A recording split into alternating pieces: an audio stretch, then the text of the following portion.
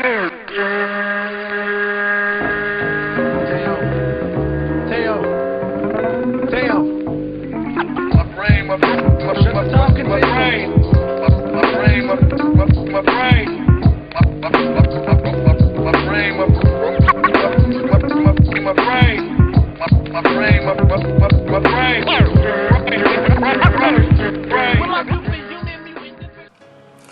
up, bitches? It's the MisanthropikOne, aka He Who Hungers, and I'm back up in this bitch for another rant/review. Today, I want to talk about this album right here, Common's latest album, called The Dreamer, The Believer. Y'all should already know who Common is. Legendary Chicago rapper, been in the game forever it seems, and put out a bunch of albums. He's also an actor too, but I'm sure some of y'all by now have heard some of the singles, seen the videos that this album has produced, or Common has produced, I should say, and just based on some of the singles alone, I mean, that shows the strength of this fucking album. And what also is strong about this album is he got back with legendary Chicago producer by the name of No I.D, who also almost entirely produced another critically acclaimed album by Common called Resurrection. Back then he was known as Common Sense, and to me he's still Common Sense, but he had a few legal issues with some band, and he had to drop the sense from his name, and he's just strictly Common. But yeah, Resurrection was a dope fucking album. Some people consider it even a classic album, and he got back with No I.D. Like I said, No I.D.'s been quiet over the years, you know, but he recently came back. He caught his second wind, you know. He produced DOA, or Death of Autotune, for Jay-Z, so that put him back up. That brought his value back, I guess, in the rap business world or whatever. And Common said, yo, we gotta do a whole fucking album together, and this is the product right here, this shit. And let me tell you, this is easily one of the greatest albums of 2011. For anybody who's a Common fan, you already know why. Let me begin to go into some of these tracks. Album starts off dope with track 1 called The Dreamer, and it's featuring a legendary poet, Maya Angelou. And there's a little bit of controversy behind this track because Maya Angelou got upset with Common because he used the word nigga in the song. And I'll just speak on that briefly. I sort of disagree with Maya Angelou about this, and it's stupid for her to get upset. And granted, I love her, she's a legend, wrote a bunch of poetry, definitely a woman to look up to in the black community or African American culture. Definitely one of those women that you look up to, ladies. But I don't agree with her with that, because if it's your poetry, you have the right to express yourself in any way you want. And I watch Def Poetry Jam a lot and shit, and people have been saying nigga since the beginning of time, you know what I mean? Well, when it comes to rap and poetry, I mean, in that sense. So, I mean, who is she to criticize his words in you know, when he's trying to paint a picture, especially a positive one, because Common is a conscious rapper. I mean, everyone knows that. So I sort of don't agree with Maya Angelou on that, even though I love her. I'll go on to track 2, Ghetto Dreams featuring Nas. Fucking ill song. Dope fucking beat. Song is basically about having that perfect ghetto chick. Like Ludacris says, what's that rhyme? He says he wants a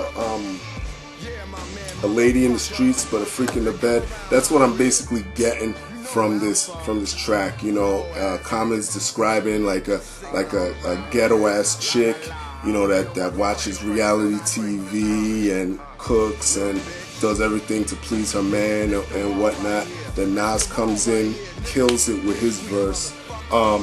And there's speculation that, not speculation, but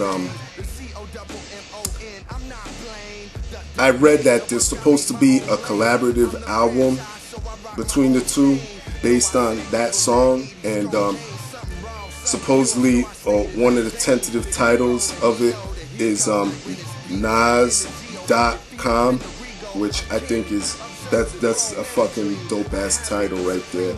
And if those two come together, join forces, I mean, just, you know, with No I.D producing, I mean, wow, that's just epic right there.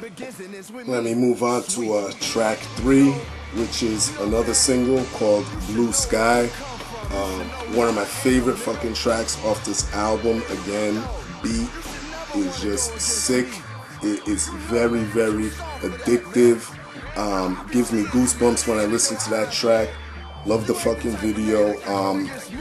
What I take away from this song, the meaning of the song is like there's always hope. Look up to the blue sky, you know.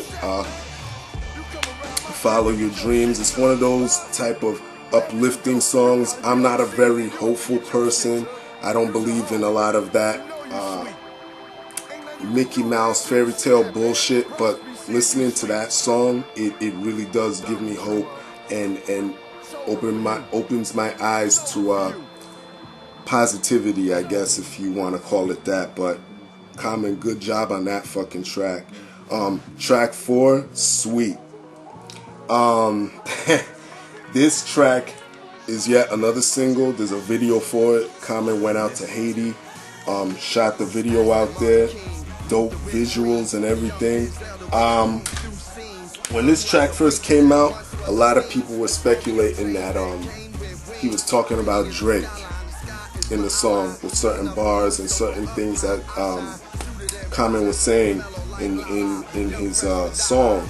And then he got interviewed. He said, "No, I'm not talking about Drake. I'm not talking about anyone in particular. I'm just throwing it out there. I'm just saying it in general."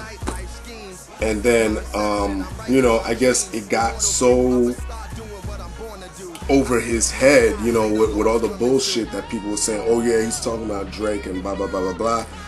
Drake had said something at a concert, you know, like, "Yo, if Common feels some type of way, say it to my face. He could say it to my face. I'm a man, blah, blah, blah." And then Common recently came out and said, "You know what? If he feels offended, he should embrace it then. Fuck it. Yeah, I was talking about him."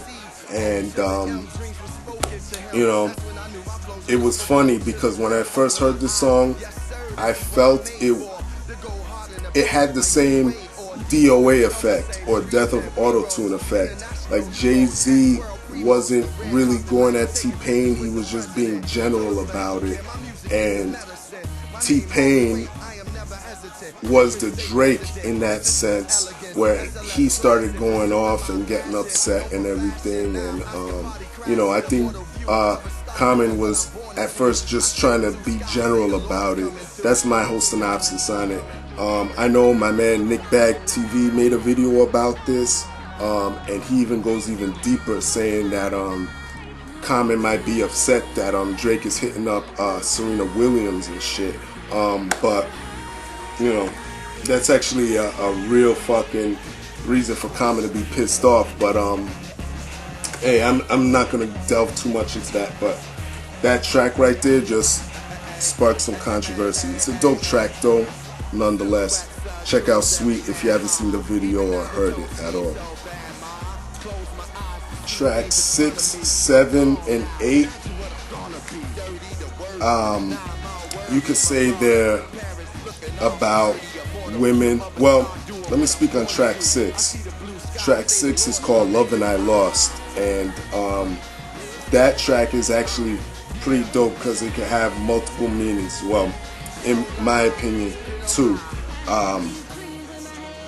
It could either be about a woman he's reminiscing about, or hip hop, sort of like his one of his seminal songs called "I Used to Love Her." That song sort of has that feel. You don't know if it's a girl he's talking about or if it's hip hop he's talking about. And I used to love her. It's obviously hip hop, but it has that feel where he could be talking about multiple things. I've been reading several comments on that song, and some people think that he's talking about Serena Williams and shit. I don't know if it's all that, but dope fucking track. This track definitely shows the versatility of Common once again. Track 7 and 8, yeah, I feel those are about women and relationships that he's had in the past. But again, he's not, my thing with female songs, like if you're gonna do songs about females, do not fucking dumb yourself down. Common still goes hard with the lyrics, the beats. Again, I know I'm being repetitive, but the beats are fucking insane. And yeah, that's it for those tracks. The next song I want to talk about is track 11, called The Believer, featuring the only other feature on this album, John Legend. So there's 2 features on this album, Nas and John Legend. And this track has John Legend on it. Again, this is just a track full of consciousness. John Legend kills it on the motherfucking hook. And I love the fact that this track is placed here because there's only 12 tracks on this album. It's short, sweet, straight to the point. And after, I want to say, the first 4, 5 tracks, the album's energy sort of dips. And not really in a bad way either. It serves its purpose with that dipping of energy. And what I mean by that is when you listen to the first 4 tracks, it's very, motivating. It makes you want to get up. It has that feeling like the Common is dragging you into the album, like forcing you to hear this. And then it slows down a little bit. It gets a little bit mellow, which is good. I'm not complaining about the mellowness at all, but track 11 brings it back. It's more fast-paced, more energy-driven, and I love that track. And then track 12 is called Pop's Belief, and if anybody's a Common fan, y'all know that he usually brings in his dad at the end of some of the albums to do a little spoken word shit, and that's just a trademark of Common, and I'm glad he did it on this album. It definitely fit on this fucking album right here. At the end of the day, you know what it is, man. Those that listen to this album already know the fucking deal about this album.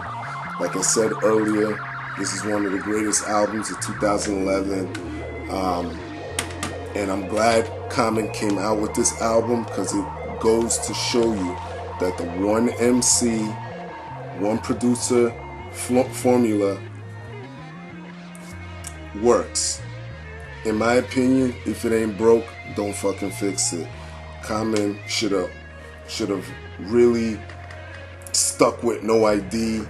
On a fucking permanent basis after Resurrection. And I could see why he sort of branched out to different producers and stuff, because at first Resurrection was a When it came to sales, it sort of was a failure, even though it got a lot of critical acclaim. But this album's getting a lot of critical acclaim. Thank God. It definitely deserves it. And that's it. My rating of this album, I'll give it a 9.25 to 9.5. Definitely a dope fucking album. And that's it. I don't know what else to say. And that's it. Pick it up, support dope music. Everybody else, y'all know the deal. Leave your love, leave your hate. Most of all, subscribe. Stay tuned for more rants and reviews. Peace, bitches. Before you found your brain got lazy. You can build a better future when you join the winning team. If you desire a bright tomorrow, you must build a brighter dream. Dare to let your dreams reach beyond you. Know that history holds more than it seems.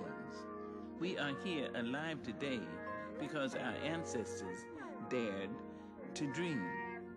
From Africa they lay in the bilge of slave ships and stood half naked on auction blocks. From Eastern Europe they crowded in vessels overloaded with immigrants and were misnamed on Ellis Island. From South America and Mexico, from Asia, they labored in sweatshops. From all over the world, they came to America, many shivering in rags, and still they dared to dream.